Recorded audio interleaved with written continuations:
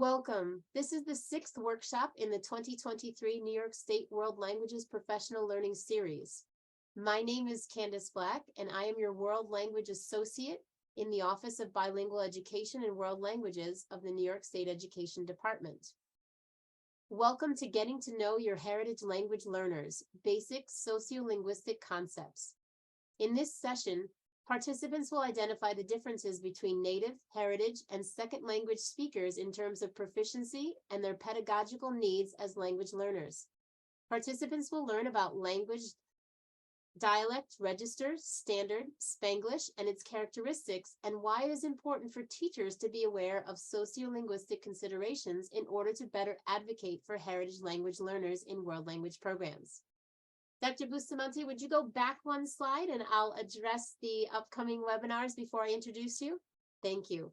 You'll see on the screen here that we have a variety of webinars, some of which have already taken place, such as the first part of the orientation webinars for administrators, the recording for which will be on our site. We also have 3 upcoming webinars that we encourage you to have your stakeholders attend. All of these can be found on our professional learning website, and all of them have CTLE credit available. Our workshop presenter today is Dr. Carolina Bustamante. Dr. Bustamante is an associate professor of world language education and Spanish at the State University of New York at Old Westbury. She coordinates the graduate Spanish adolescence education program and teaches courses on language pedagogy for second language learners and heritage speakers, second language acquisition, as well as Spanish. Her published research has focused on professional development on technology for teachers of Chinese, German, and Spanish, mixed methods research, and the development of heritage speakers as language learners. Please advance one slide just before I introduce you. We have the following webinar symbol key that you're going to see throughout this presentation. When you see these different symbols, we ask you to take the action that you see. So when you see the red microphone, please make sure your microphone is muted. The blue thought bubble means you're to think about that individually or alone. The green chat bubble is to write something in the chat box, and the yellow folder is asking you to locate any content in the Google folder, which I don't think we'll need for today. Without further ado, it's my pleasure to invite Dr. Bustamante to begin this webinar.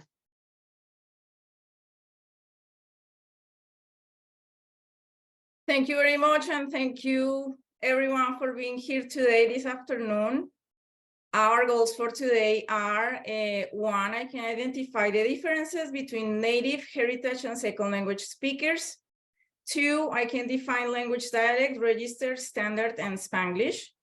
3, I can describe what is a macro approach to teaching heritage language learners. And 4, I can advocate for heritage language learners in world language programs based on proficiency and sociolinguistic considerations. So just to give you some context on my journey as an educator of Spanish and heritage speakers, I am a native speaker of Spanish. I was born and raised in Bogota, Colombia, where I completed my undergraduate degree. I came to the United States, to the University of Nebraska for graduate school, first a master's degree in Spanish education, then a PhD in world language education and applied linguistics. As a native speaker, I did not know what a heritage speaker was when I started teaching Spanish.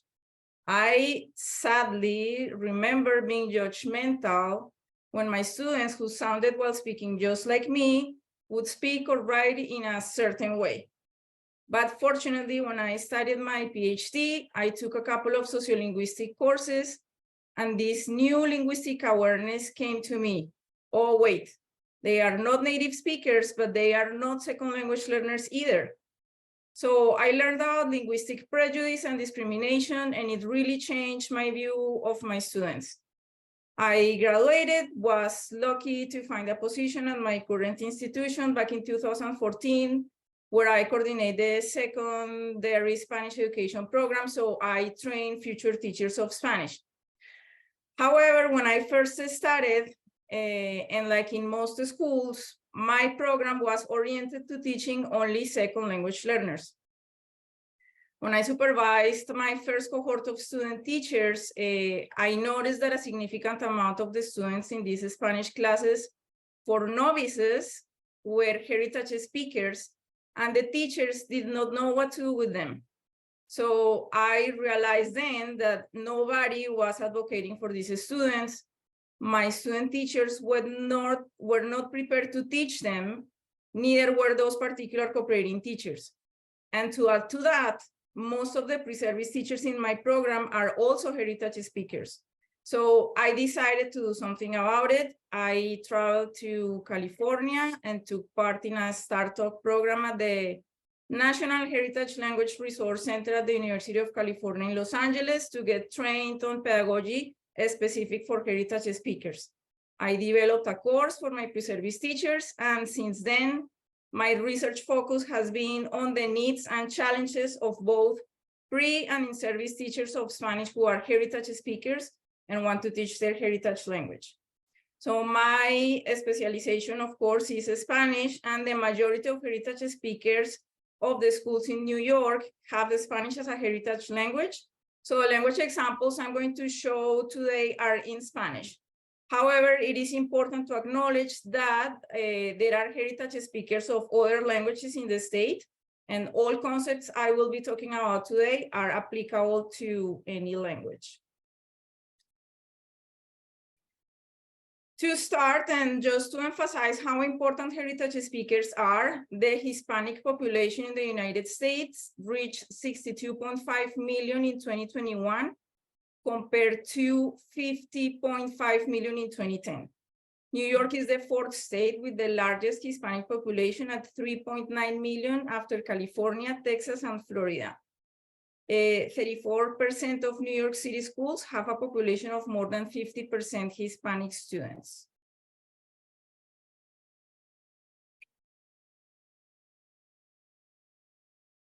Using New York City as an example, as you can see in these maps, the second most commonly spoken language in most neighborhoods in the city is Spanish.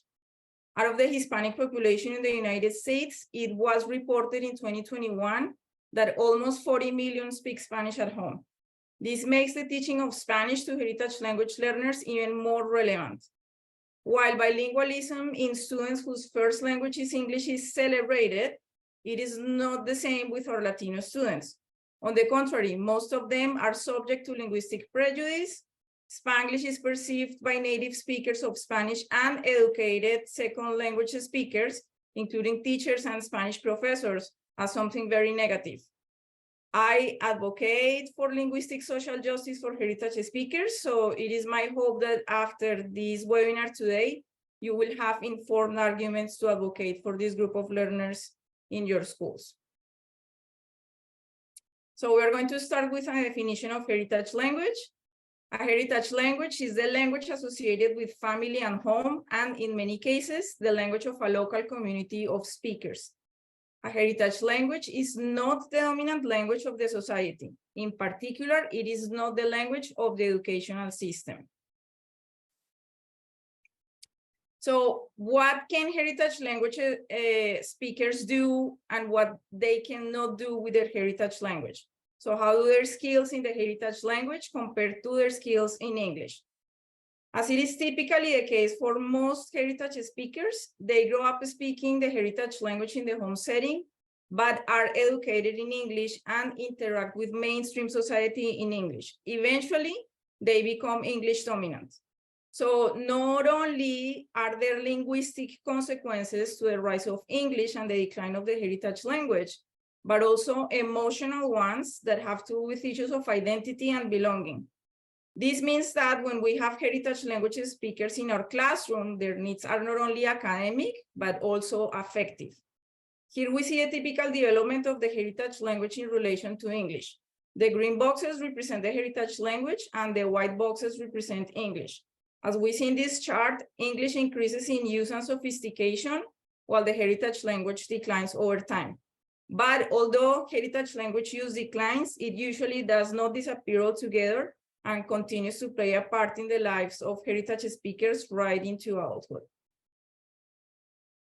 Now, If the typical heritage speaker continues to use the heritage language into adulthood, does this mean that they are comparable to native speakers of that language?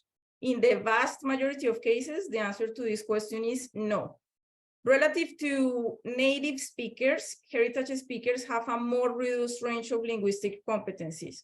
For example, a heritage speaker may not be able to give a formal presentation on a complex topic or maintain a conversation on a topic that is not usually discussed in the home setting. So compare the language you use to describe how was your day at work and everyday life versus discussing the position of the European countries on the Ukrainian war and how it affects immigration policy, right? So heritage speakers often lack the appropriate language that would be used in a professional setting or that a student would use when talking to a professor, for example, when politeness is important. Once heritage speakers reach adulthood, these formal skills are characteristic of their dominant language in the context of the United States English, but typically not skills they have in their heritage language. So the linguistic differences between heritage and native speakers come down to input or the amount of language to which a person is exposed, the quality of that language, and the timing of exposure. So in terms of amount of timing, native speakers are exposed to the language throughout their language acquisition years, that is from birth through 18, in a wide range of contexts, such as neighborhood stores, banks, churches, playgrounds, and most importantly, school. In terms of quality, at school, they are exposed to language that touches on a broader variety of topics and includes more formal and complex grammatical structures and vocabulary compared to those that are commonly found in the home environment. And literacy, meaning reading and writing, with its very rich and complex language, is developed. By comparison, heritage speakers receive far less input in their heritage language. They hear and speak the heritage language less frequently as their interactions with the English-speaking world increase. In particular, the start of schooling in English marks a steep drop in the amount of frequency of heritage language input. This adds up to a reduced and impoverished language learning environment at a time when the language acquisition process is still ongoing and children still need rich and varied linguistic input in order to develop a mature grammar. In addition, literacy is usually not well developed in the heritage language if it is present at all. Why? Because we mainly learn how to read and write in school, not at home. Heritage learners feel stronger in listening and speaking because those are the skills they have practiced at home with their families. For all these reasons, heritage speakers are sometimes considered interrupted native speakers.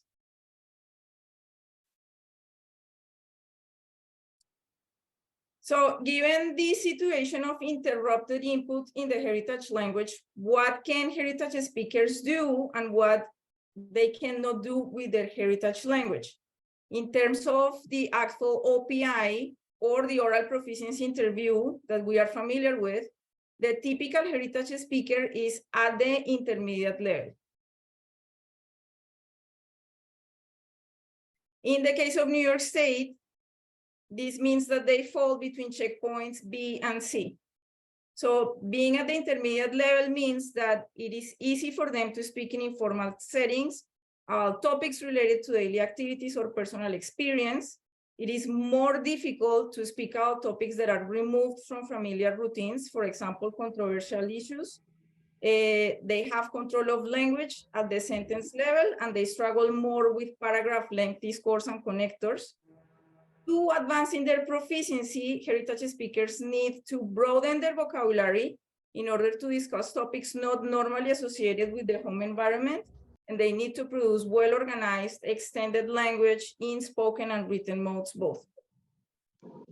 If a heritage speaker is already at the intermediate level of proficiency, then it is wrong to place that student in Spanish 1 or 2 at the middle or high school level, which unfortunately happens too often. As a general rule, the first 2 years of Spanish correspond to novice, low, mid, and high levels, and years 3 and 4 to intermediate, low, and mid. So as a general rule, Spanish 1 goes from novice low to mid, Spanish 2 from novice mid to high, Spanish 3 sort of intermediate low, Spanish 4 intermediate mid, in some cases intermediate high.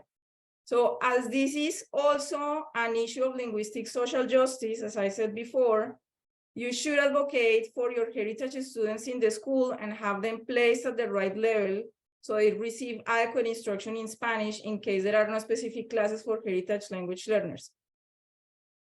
So as a general rule, these students should be placed initially in Spanish 3. Having a mixed class of second language learners and heritage language learners at the intermediate level does not mean that as teachers you do not need to differentiate at all, because at some instances you do, and there are strategies to do so.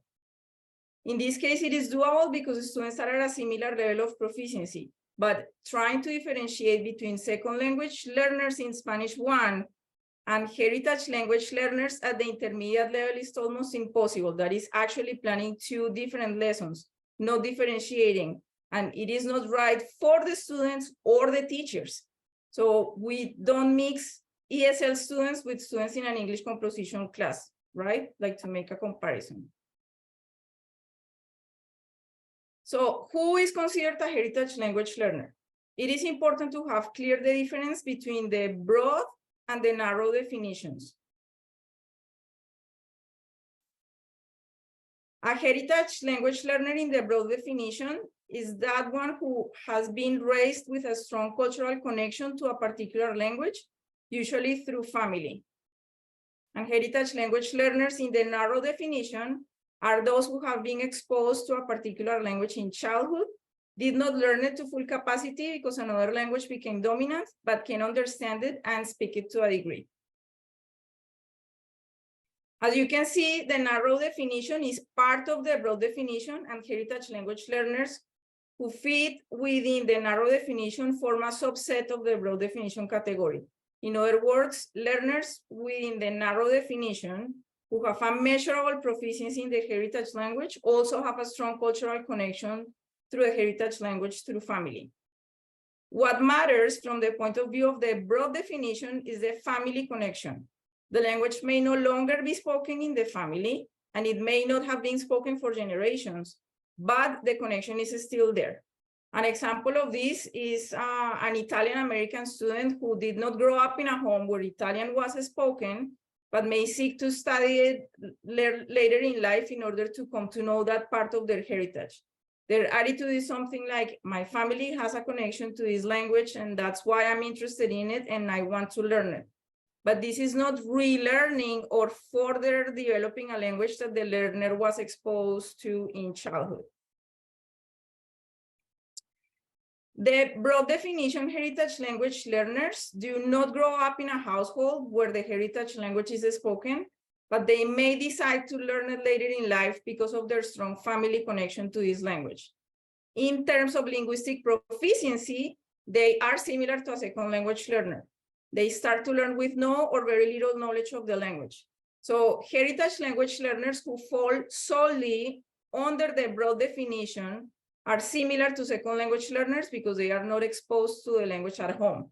Like second language learners, the broad definition heritage language learners learn the language in a classroom setting, and rather than relearning or expanding a language that was spoken around them while they were growing up, they start from scratch like second language learners. In this case, of the ones that fall only on the broad definition, it is okay for these students to be placed in classes for novice learners or checkpoint A.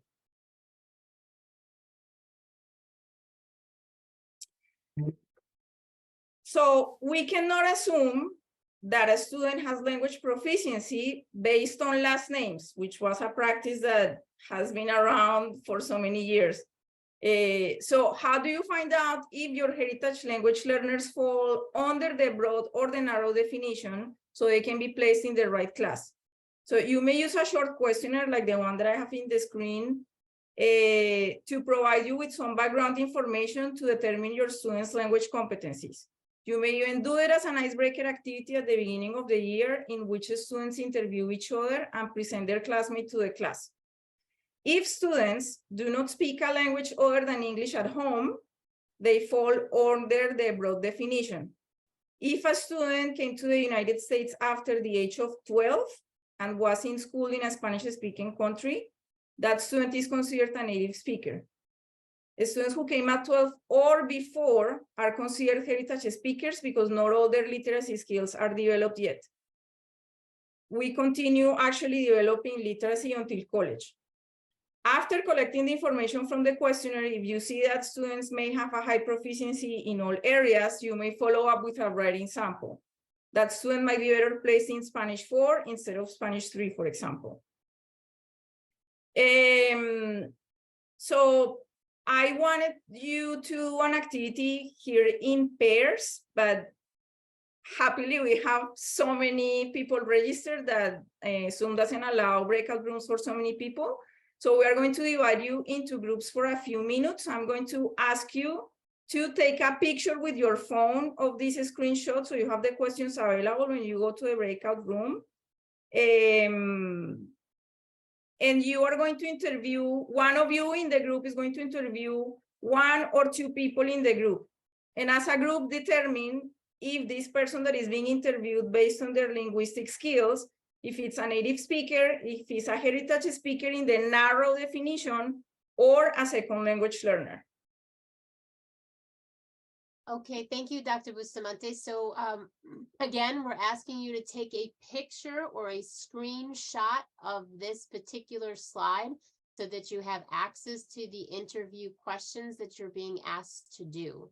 We're going to put you in random breakout rooms. So it looks like we have approximate, oh, we're going to have everybody stay muted. Let me just go ahead and mute you all for a second. Okay. So we have about 165 people today. We have a limit of 50 rooms, which means you're going to be about 4 people to a room. Okay, again, you need to take a picture of this slide so that you have it. Okay, with that being said, I am going to put you all in a room and you'll be there for about 5 to 6 minutes. Okay, I'll remain in the main room if you have any questions. Please hit the join button when you see it.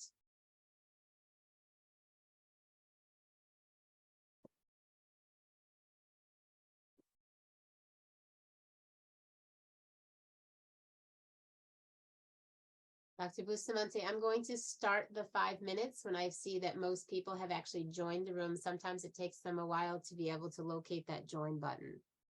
And I have not placed you in a room, but you are able to, if you want to, as a co-host, to pop in and out at will.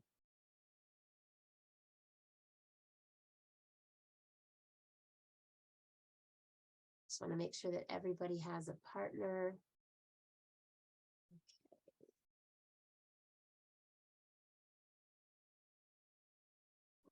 Move her.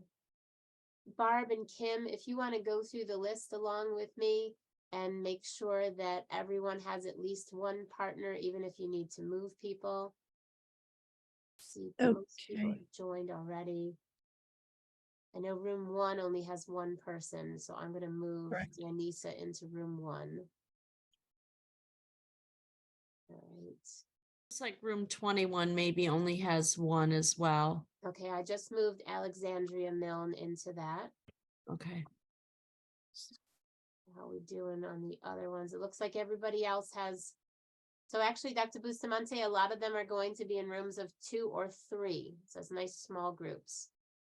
All right, I'm going to start. Room 11 only has 1. Room 11 only has 1. Yep. All right, so I'll move her. Right, in room 28, they just haven't joined. There's 2 in there, but neither one has joined. Okay. All right. If you can just keep monitoring those and move people, you should have that ability. I'm going to start the 5 minutes now. Okay. All right. Mariangela, somebody in the chat doesn't have a room. Let's see what the chat says. Mariangela Parienti. Okay. Mariangela, do you have a join button? Because I think, let me just double check. Unfortunately, I joined with my phone. I was on a faculty meeting. I couldn't do otherwise. So I don't see any join button on my phone. Okay, let me try again. I'm going to put you in room 12. Thank you. Let's see, room 12. All right, see if you get a join button now on your phone. No, it came for a minute and it disappeared again. Okay, let me take you out and then be prepared. Okay, It's gonna come. Let me okay, see, all move right. to- Okay, you should have it now. There we go. I think she's there. Okay, room 40 only has one person. Okay, put them in 39. Oh. So he's gone. Oh, okay. Clean. Hmm.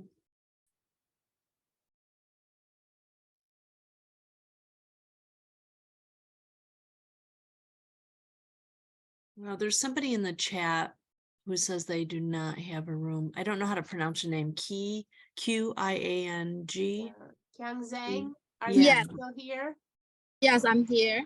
Okay, were you in a room before? Because I don't. Um, No, it didn't happen as the person before. I used my phone. I did not see anything pop up.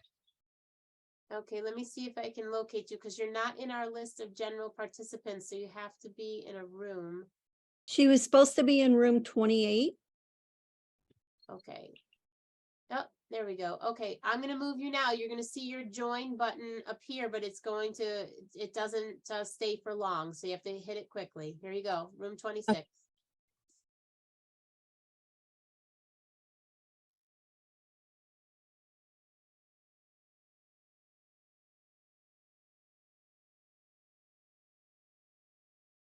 Okay. No, I'm sorry, I'm still here. Nothing Yes. pop up. Nothing came up. Okay, No. you can try it one more time, and if it doesn't, let me go back there. 26. So you're there in 26. I guess it's just not showing on your phone. Hmm. Let me try to move you to 32. It's going to happen quickly. If it doesn't work this time, I would say just hang out, and Okay. we'll be back in the main room soon. Okay, sure. Thank you.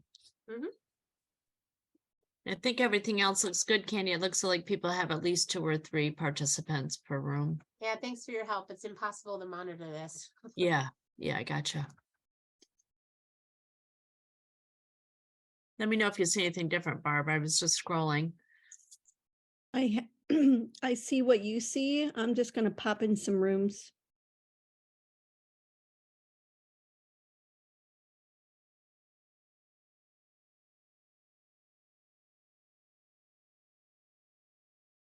And Dr. Bustamante, what we generally do, I set the timer for 5 minutes.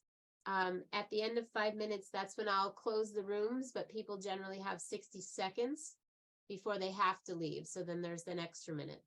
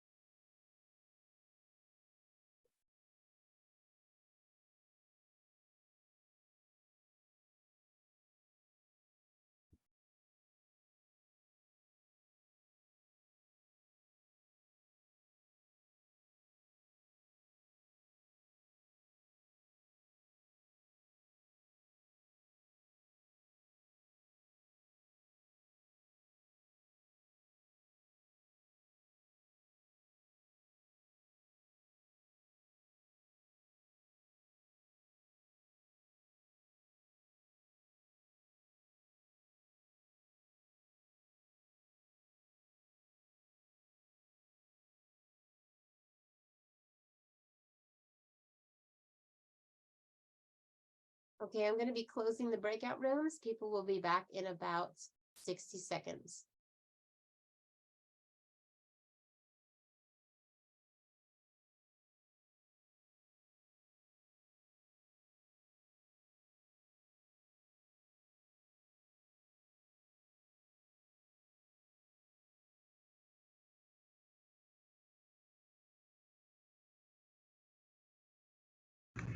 This meeting is being recorded.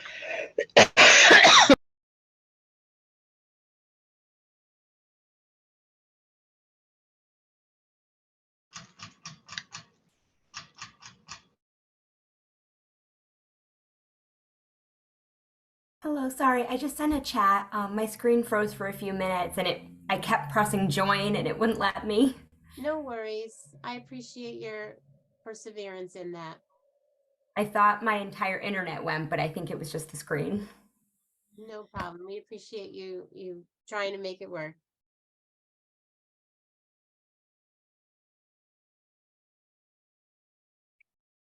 This meeting is being recorded. We're going to remind everyone as they come out of the breakout rooms to make sure that you are muted.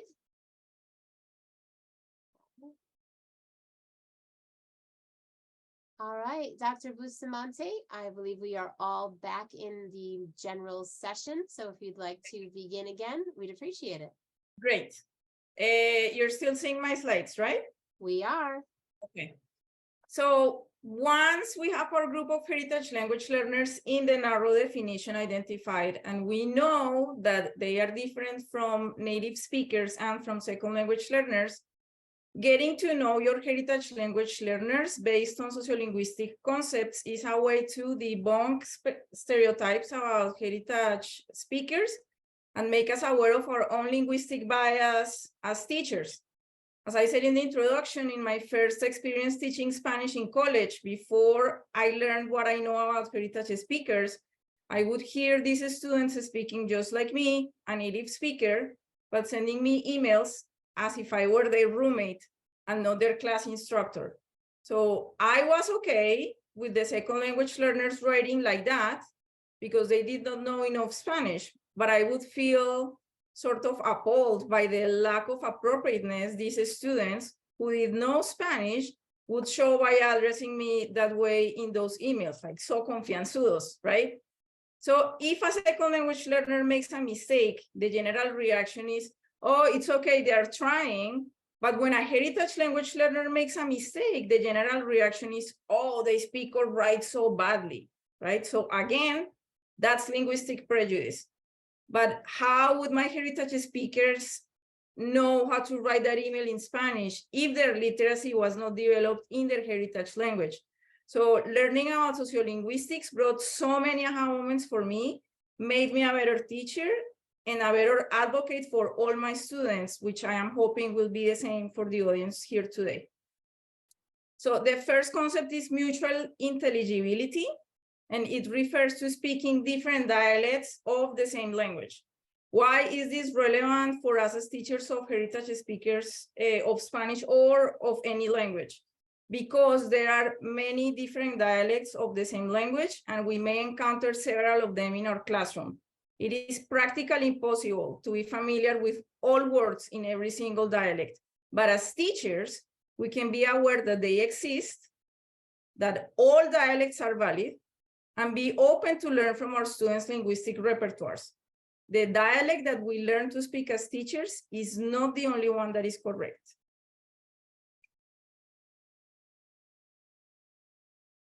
It is sometimes mistakenly thought that the prestigious variety of a language is the language in some true sense of the word. For instance, a more pure or more correct version, while less prestigious varieties are called dialects of the language. This is not true.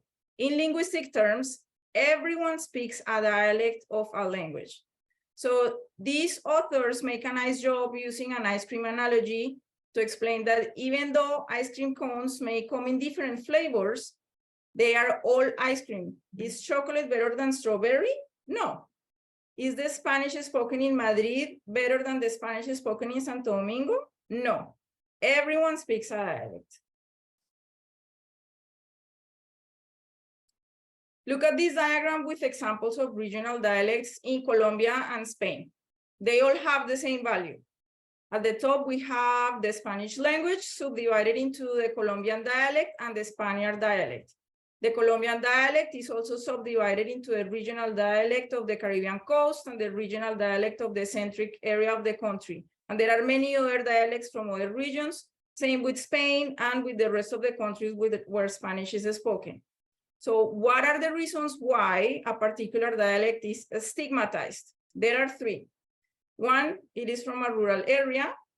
Two, it is spoken by a marginalized social or ethnic group of people. And three, it exhibits contact with another language. So speakers of a certain dialect might show a negative reaction to the way speakers of a different dialect say something. There are words used by some communities of speakers that might come to a shock to others, like seguranza, which means car insurance from the north of Mexico, or aiga from rural areas in the Dominican Republic and other countries. Aiga is the subjunctive form of haber, formerly haya, which means there is or there are, or to have as in the perfect tense. Why is this important? Heritage language learners generally fall under these three categories. And sociolinguistically well-informed language teachers recognize that all dialects, even when they are stigmatized, are equally valid. Why? Because they serve a specific group of people, the purpose to communicate.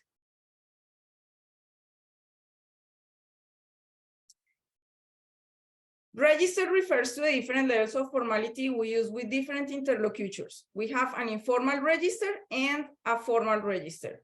So what are the needs of heritage language learners as far as register? They need to expand the formal register. Heritage language learners have only been exposed to an informal register at home. So this analogy of appropriate shoes for the beach, informal, and appropriate shoes for a wedding, formal, shows that different communicative situations require different registers. For example, the way you speak to your friends or beach Spanish and the way you speak at a job interview or wedding Spanish is different. So even if what students say is grammatically incorrect, it cannot be labeled as incorrect if it is the way that an entire community speaks. Imagine that your teacher tells you that you speak Spanish wrong when that is the way you have been speaking with your family since you were a kid, which is part of your identity. So what do we do as teachers? We engage our students in an analysis of when it is appropriate to use those words. You can use the analogy of the flip-flops at the beach and the fancy shoes at the wedding to explain appropriateness of language use to your students based on communicative context. I took this example of Tupac and Usted Pac from Kim Potosky, and besides being funny, it is a great way to explain the importance of registers. For those of you who do not speak Spanish, tú and usted both mean you, but tú is considered informal and usted formal. So again, one of the goals in our heritage speaker one of the goals for heritage speakers in our classes is to expand the formal register. Why do you think this is important? To make students aware of the consequences of formality and informality in language. For situations like job interviews, interaction with native professors, or other contexts, etc. We should compare stigmatized and formal forms without saying it is incorrect. Adding the wedding does not mean to eliminate the beach.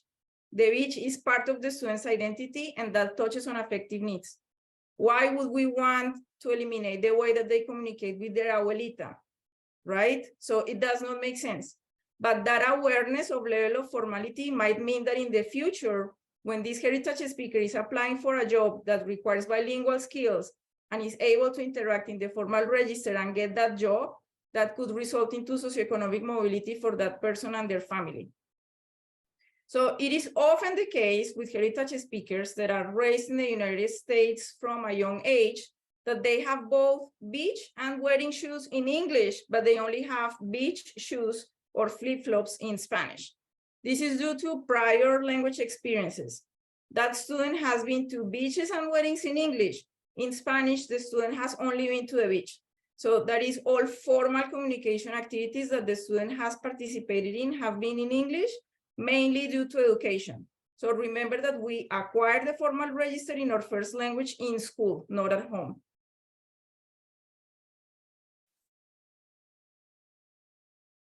Now let's talk about languages in contact and Spanglish. So even though these examples have to do with the contact between Spanish and English, the same concepts are applied to any languages in contact. So there are three linguistic phenomena when it comes to Spanglish. The first one is code switching, and that is the use of two languages in a single speech act. So it can be intersentential, which means two distinctive sentences in the same statement. For example, tengo que ir a mi casa because my mom is waiting for me. I have to go home because my mom is waiting for me. And it can also be intrasentential, so within the same sentence. ¿Por qué te sientes so down today? Why are you feeling so down today? So, surprise, surprise, code switching does not violate the grammatical rules of either language. This has been studied by scholars. It's developed naturally by bilinguals. Code switching is not laziness while speaking. On the contrary, it demonstrates high competency in both languages. The second phenomenon is borrowings, which means taking a word from language B that did not exist in language A and use it. So examples from Spanish to English, patio or plaza, and from English to Spanish, rufero from roofer, carpeta from carpet, and yarda from yard. The third phenomenon is extensions, and these are words that look similar in both languages, but used with a different meaning. So, for example, form and forma, but in Spanish, the standard word is formulario. Apply and aplicar, in Spanish, the standard word is solicitar. And introduce and introducir, in Spanish, the standard word is presentar.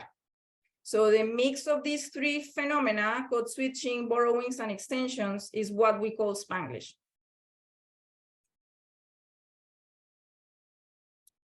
So the standard language is that one that is grammatically proper according to a regulating body like the Real Academia de la Lengua.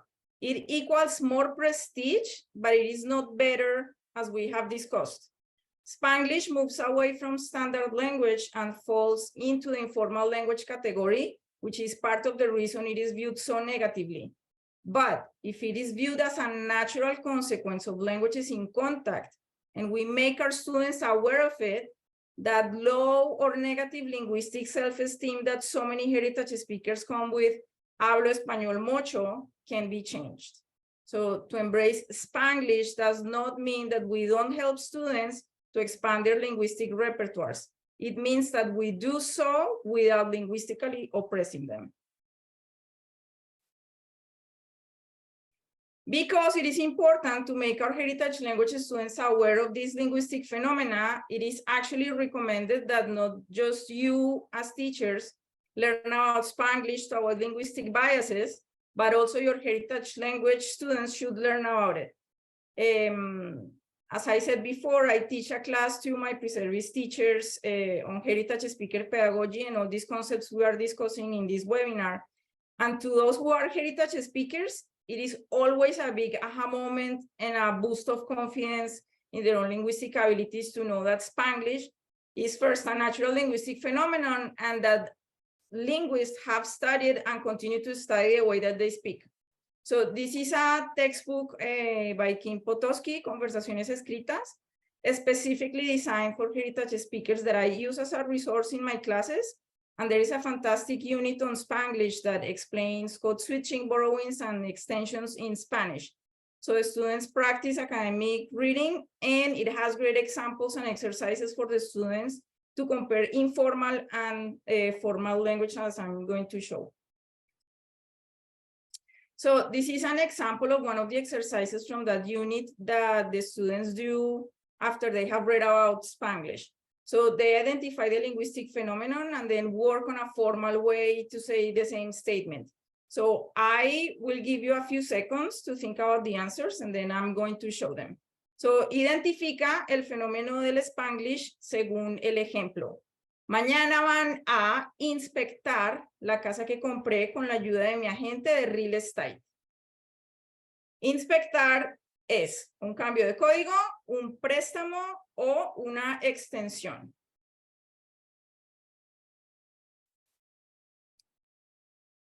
Inspectar is a borrowing because it comes from the English word inspect. Real estate es un cambio de código, un préstamo o una extensión. Es también un préstamo. It is also a borrowing because it comes from the English word, from the English words real estate. So what is a formal way to say this sentence?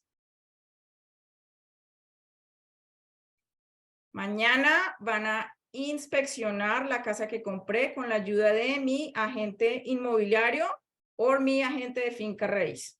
Okay. Another example. Identifica el fenómeno del Spanglish según el ejemplo. Cuando lo realizan, es demasiado tarde para aplicar. Entonces, realizan es un cambio de código, es un préstamo o es una extensión.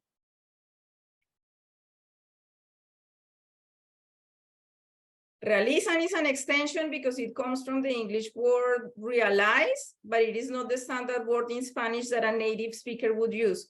In Spanish, realizar means to do or to accomplish something in the standard language. Aplicar. Aplicar es un cambio de código, un préstamo o una extensión.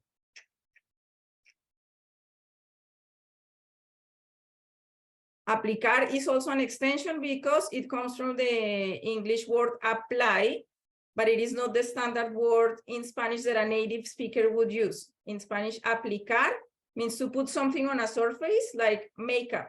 So, aplicar maquillaje or aplicar crema. So, ¿cómo decimos esta oración de manera formal?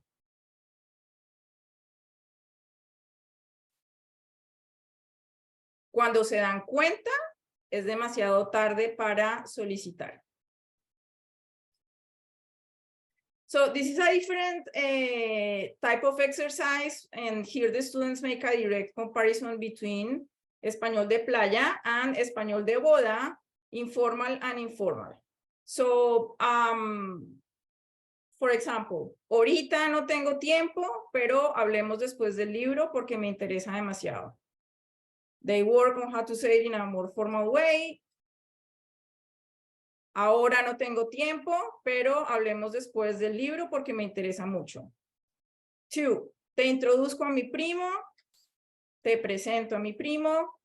La maestra me dio la sugestión de repasar mis notas, no nomás el libro.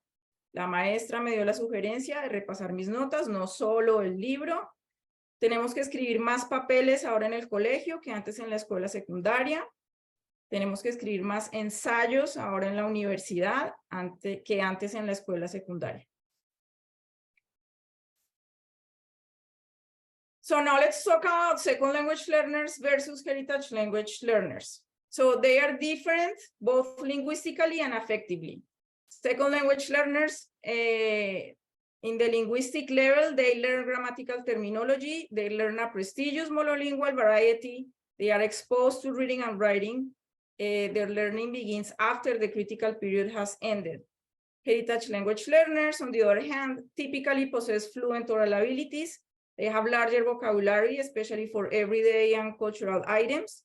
They have greater sociolinguistic accuracy, for example, with titles of respect, and their pronunciation is native-like.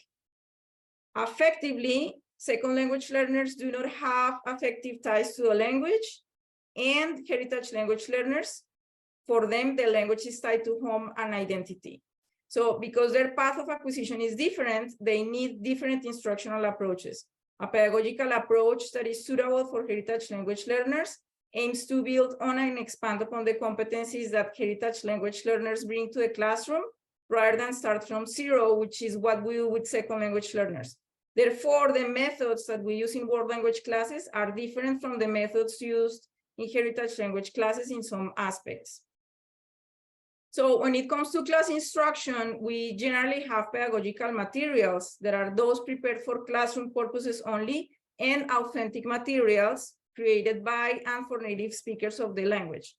With second language learners, we may start with simpler pedagogical materials so we can scaffold the learning process in order to access more complex authentic materials. In macro-based approaches, instruction is centered from the very beginning around authentic materials and tasks. For example, instruction begins with students reading a passage, listening to a song, or viewing a video, and then answering questions or performing other tasks related to the content of the material. This means that the focus is on the general message or the key ideas in a text. As a second step, the teacher may focus on the grammar and vocabulary that arises from that material. The form-focused language activities are introduced as they become relevant. In the macro approach, instruction starts from authentic materials and a focus on the content of this material, and then moves to an analysis of its linguistic elements. This is also called top-down because it starts with the big picture and moves to smaller linguistic elements as needed. On the other hand, a micro approach or bottom-up presents an inverse picture compared to the macro approach-based instruction. So a micro approach is based on the idea that understanding the components of a text first is needed to grasp the overall meaning. So here we begin by separating various language points, such as vocabulary or a particular verb tense, and then we move to a whole text or conversation. So instruction may start, for example, by presenting just the vocabulary using TPR, simple activities, and then it moves to longer phrases and paragraphs to bring the context, and more complex communicative activities for the learners. In some world language classes, micro approaches are used at the beginner levels of instruction because the student's language proficiency is limited, and they might need that scaffolding first in order to be able to access and understand more complex text or conversations later. By comparison, macro approaches are suited for more advanced levels, like the heritage language learners, where learners have the functional skills to engage with complex and authentic text from the beginning of instruction. So think of Spanish or other language textbooks at the secondary level. Notice that generally the approach used is micro. The units in the books start with vocabulary lists and grammar, and it is at the end of the unit where you find the longer readings. So if you wanted to use one of the traditional textbooks with heritage learners, you could start at the end of the unit or with the longer text macro and move backwards to the beginning. So looking at the micro column on the left, you can see that vocabulary and grammar are limited to particular items. In terms of text used for reading, writing, speaking, and listening, there is a progression in complexity from word to sentence to paragraph and then to discourse level. Looking now at the macro column on the right, instruction starts with complex and authentic texts instead. So in the case of heritage language learners, macro-based approaches are advantageous because they build on pre-existing linguistic skills that they bring to the classroom, and they also validate background knowledge and the experiences they have. Therefore, the students feel more motivated. Since we are short on time, I'm going to skip. I had this short activity for you, but I'm going to skip it. Okay, so what grammar instruction do heritage speakers need? Dr. Kim Potosky recommends that for heritage language learners, 75% of the instruction should be devoted to reading and writing, since literacy is one of the biggest language needs, and 25% to language used. So since these students have not been exposed to grammar terminology, they should be taught the terminology.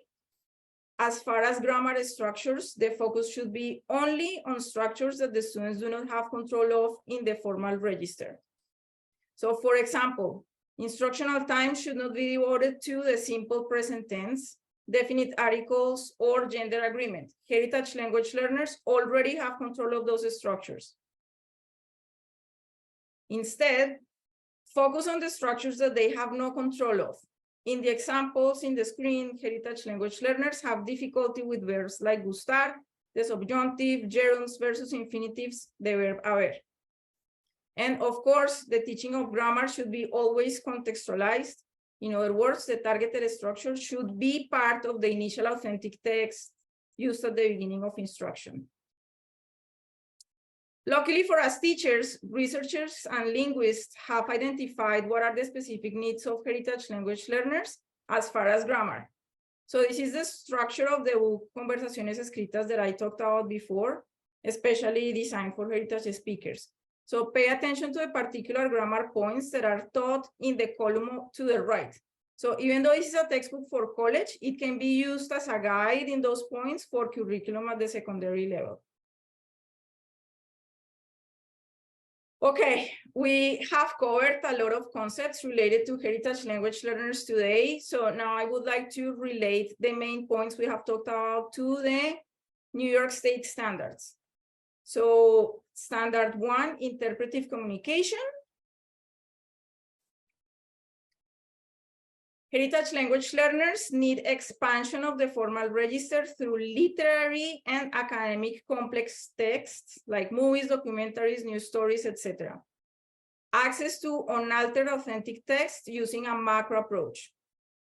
For standard 2, interpersonal communication, heritage language learners need expansion of the formal register through engagement in formal discussions, conversations like interviews, etc. For standard 3, presentational communication, heritage language learners need to develop academic writing and oral presentation skills focused on those identified points they need to develop in order to improve stylistics, grammar, and spelling. And for standard 4, relating cultural practices and products to perspectives, and standard 5, cultural comparisons. For heritage language learners, this has to do with the affective domain, even more relevant for these students because we are not talking about the target culture, we are talking about their home culture and identity. So topics related to their experiences as Latinos in the United States, immigration, etc., should be part of their Spanish classes. I came back a week ago from the National Symposium on Spanish as a Heritage Language at Harvard University, and this resource was presented there, so I want to share it with you. This is a great collection of materials for Spanish developed by faculty and doctoral students at Harvard in collaboration with the Smithsonian Learning Lab. And it has resources for middle and high school on Spanish identity, regional varieties, Spanish in the United States, social media, and more. For materials for heritage language classes in Chinese, Japanese, Korean, and Hindi, the National Heritage Language Resource Center at the University of California in Los Angeles also has resources available per language that I encourage you to explore. So finally, let's revisit today's goals. I can identify the differences between native, heritage, and second language speakers. 2, I can define language dialect, register, standard, and Spanglish. 3, I can describe what is a macro approach to teaching heritage language learners. And 4, I can advocate for heritage language learners in world language programs based on proficiency and sociolinguistic considerations. So to conclude, our heritage language learners are important and they do have a place in the world language curriculum. But so much needs to be done for many of them to have classes with appropriate instruction. And I feel that a good start is having language teachers who are sociolinguistically informed and can advocate for them in schools. So I feel very hopeful seeing this audience today with an interest in these topics that we can enact change in New York State. I really appreciate your taking the time today to participate in this webinar, and I thank you very much for your attention. Thank you, Dr. Bustamante. I am going to end the recording, but please don't go anywhere.